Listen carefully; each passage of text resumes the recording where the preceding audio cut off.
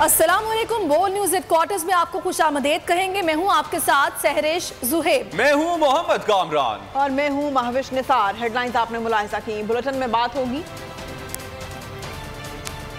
फिर सिलेक्टेड इस्तीफे, पीडीएम भाग गई, इमरान खान अकेला उतरेगा, केपी असेंबली कुछ देर बाद, परवेज पीटीआई का सदर, कराची के नताइज में तब्दीली, मुल्क भर में एहतजाज क्यों, और पीसीबी की क्या मुश्किल। सबसे पहले आपको बताएं कि army chief general Asim Munir का कहना है कि बलूचिस्तान में फौज की तैनाती और ऑपरेशंस पर तवज्जो मरकूज की जा रही है। बलूचिस्तान में इंतहाई मुश्किलात के बाद हासिल होने वाले पुरअमन माहौल को नुकसान पहुंचाने के दर पे बैरूनी दुश्मनों के अजाइम और मंसूबों से पूरी तरह बाखबर हैं। बलूचिस्तान में अमन अमान की सूरत हाल खराब करने वाले गैर मुल्की फंडेड दहशतगर्दों के खिलाफ ऑपरेशनल तैयारियां जारी रखें। आर्मी चीफ ने बलूचिस्तान के इलाकों खुजदार और बिस्मिया का दौरा किया। आईएसबीआर के मुताबिक आर्मी चीफ को दौरे के दौरान ऑपरेशनल तैयारियों और सिक्योरिटी के मामलात पर ब्रीफिंग दी गई। Army chief general Syed Asim Munir के बलूचिस्तान पहुंचने पर corps commander Quetta lieutenant general Asif Ghafoor ने पुरतपाक इस्तकबाल किया।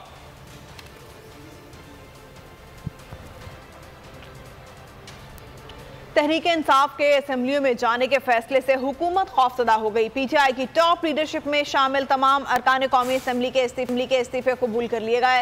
इलेक्शन कमीशन ने तहरीक इंसाफ और अवामी मुस्लिम लीग के 35 अरकान कौमी असेंबली को डी नोटिफाई कर दिया। शाह महमूद कुरैशी, असद उमर, फवाद चौधरी, मुराद सईद, कासिम सूरी समेत तमाम अहम रहनुमाओं को असेंबली से फारिग कर दिया गया।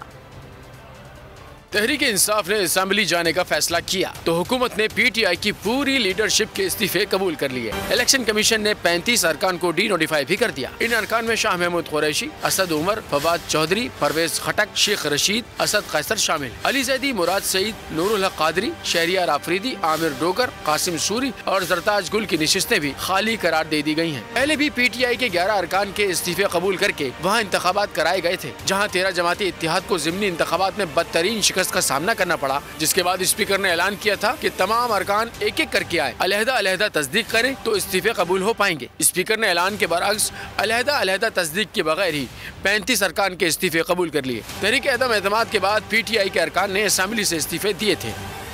आगे देखिए, शहबाज की कुर्सी खतरे में,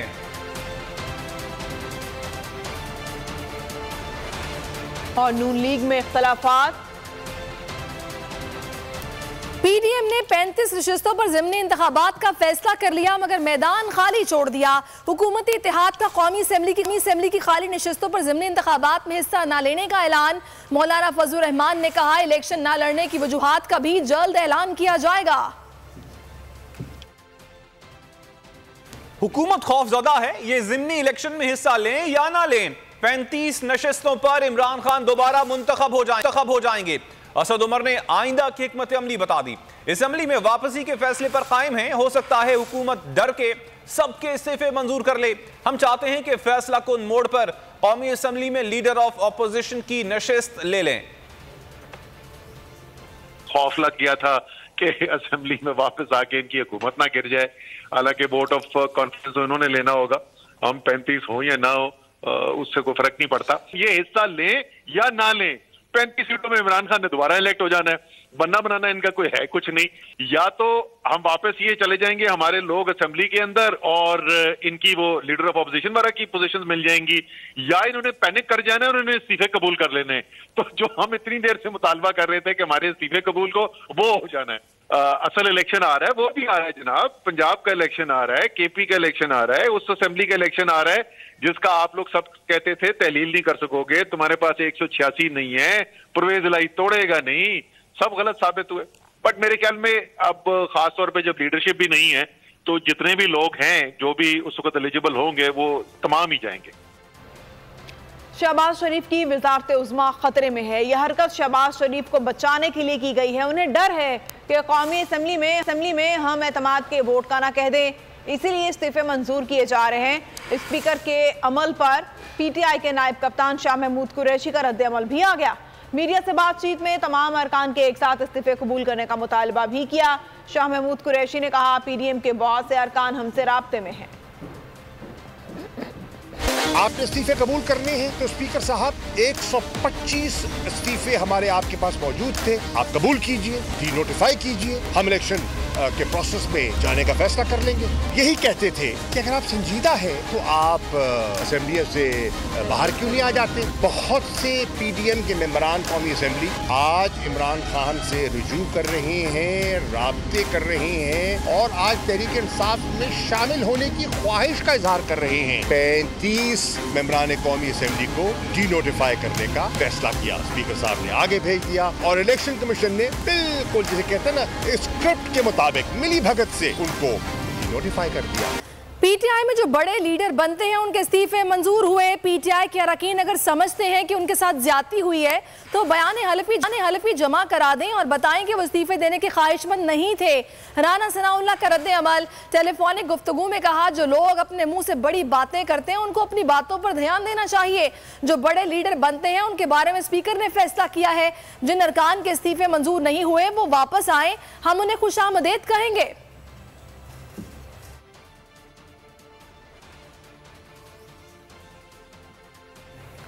जिन अरकान को लगता है कि ज्यादती हुई है, बयान हलफी जमा करा दें। राना सनाउल्लाह की जानिब से कहा गया कि वो लोग जो कि टीवी पे आके बबांगे दोहल कहा करते थे कि इस्तीफे मंजूर करें, हम इस्तीफे दे चुके हैं, उन्हीं लोगों के इस्तीफे मंजूर किए गए हैं। एविडेंस मौजूद है। मीडिया पर आकर इनकी जानिब से कहा गया, स्पीकर का स्वाबदीद था, इख्तियार था, स्पीकर ने अपना इख्तियार इस्तेमाल किया और इलेक्शन कमीशन ने डी नोटिफाई कर दिया। और उनकी जानिब से यह भी कहा गया कि जो बाकी के लोग हैं अगर वो आए और आकर वो असेंबली में बैठना चाहें तो उन्हें हम वेलकम कहेंगे, खुशामदीद कहेंगे। और ये लोग जिनके इस्तीफे मंजूर हुए हैं ये जाकर अगर कहेंगे कि हमसे गलती हुई, हम इस्तीफे वापस लेना चाहते हैं, तो देखा जाएगा मामले को। तो ये आए वापस, जिनके इस्तीफे मंजूर नहीं हुए वो वापस आए, उनको वेलकम कहेंगे। अब जो लोग बड़े लीडर भी बनते हैं, तकरीरें भी करते हैं, तो फिर जो है वो इस तरह की मुनाफत भी करते हैं, तो उनके मतलब स्पीकर साहब ने अपनी राय का, अपनी स्वाबदीद का जो है वो इजहार और इस्तेमाल किया है। तो ऐसे लोग जो अपने यानी both way from their mouth बात करते हैं, तो उन लोगों को तो जो है वो फोकस करना चाहिए ना कि भाई आप जो है वो किसी साइड पे लगे। अगर ये समझते हैं कि इनके साथ ज्यादती हुई है तो ये। फवाद चौधरी ने इस्तीफे कबूल करने पर स्पीकर कौमी असेंबली का शुक्रिया अदा किया, साथ ही बाकी 70 अरकान के इस्तीफे भी कबूल करने का मुतालबा कर दिया। अली जैदी ने कहा, PDM दबाव में आ गई है। हम्माद अजहर का कहना था, शरीफ खानदान ने अपने साथ इत्तेहादी पार्टियों की सियासत भी खत्म कर दी है। हुकूमत की नई चाल, लेकिन तहरीक इंसाफ ना हुई निढाल। PTI के सीनियर नायब सदर फवाद चौधरी ने कहा, हमारे इस्तीफे कबूल करने का शुक्रिया, बाकी 70 अरकान के इस्तीफे भी कबूल करें।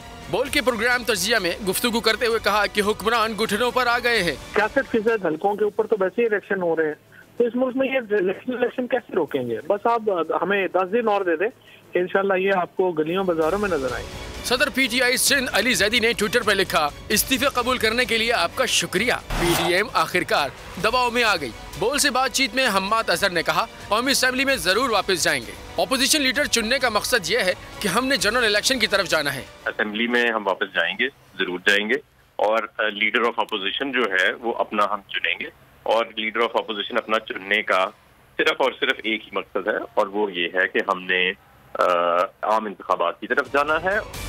हसन खावर और PTI के दीगर रहनुमाओं ने ट्विटर पर लिखा, साबित हो चुका कि इलेक्शन कमीशन नून लीग की बी टीम है।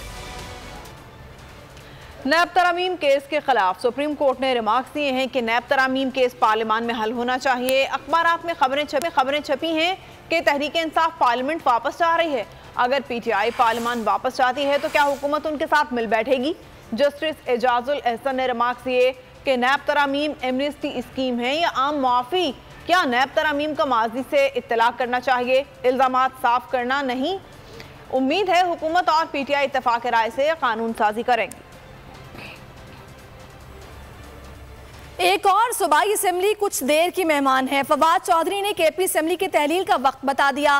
प्रेस कॉन्फ्रेंस में कहा कुछ देर बाद KP असेंबली की तहलील हो जाएगी। समरी कुछ देर बाद गवर्नर को भिजवा दी जाएगी। उम्मीद है गवर्नर समरी पर जल्द दस्तखत कर देंगे। कराची के बल्दियाती इंतखाबात पर कहा सिंध में धांधली की मिसालें कायम की गई।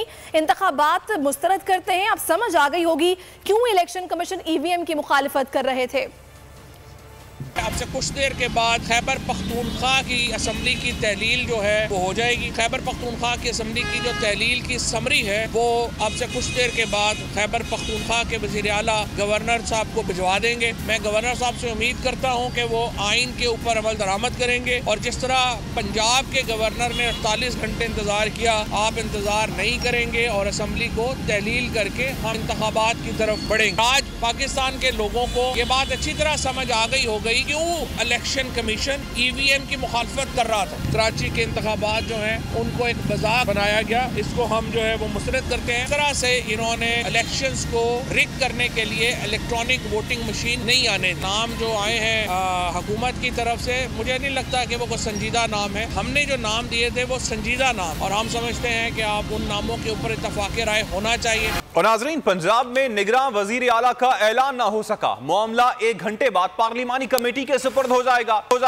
वजीर आला परवेज इलाही 3 नाम दे चुके। हमजा शहबाज ने भी नाम दे दिए लेकिन कोई फैसला ना हो सका। दिन भर 13 जमाती इत्तेहाद निगरान वजीर आला के मामले पर मुशावरत करता रहा।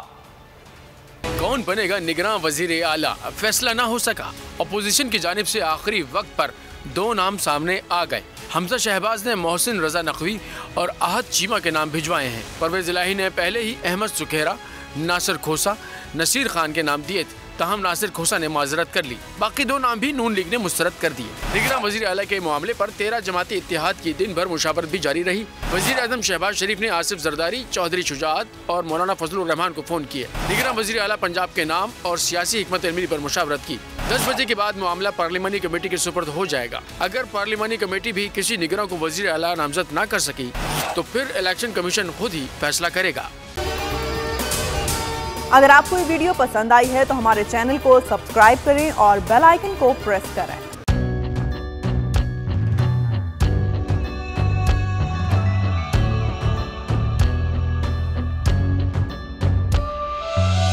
कहीं पर बिजली की टेंशन, कहीं पर पानी की टेंशन, ये दौर सब गुजरे हैं, अब आ गया इलेक्शन। सुन सुन कर थक गए हुक्मरानों के ये राग, जाग पाकिस्तानी जाग, जाग पाकिस्तानी जाग, जाग पाकिस्तानी जाग, जाग पाकिस्तानी जाग, जाग पाकिस्तानी जाग, जाग पाकिस्तानी जाग, जाग पाकिस्तानी जाग, जाग पाकिस्तानी जाग, जाग पाकिस्तानी जाग। सब्सक्राइब करें और बेल दबाएं ताकि कोई खबर रह न जाए।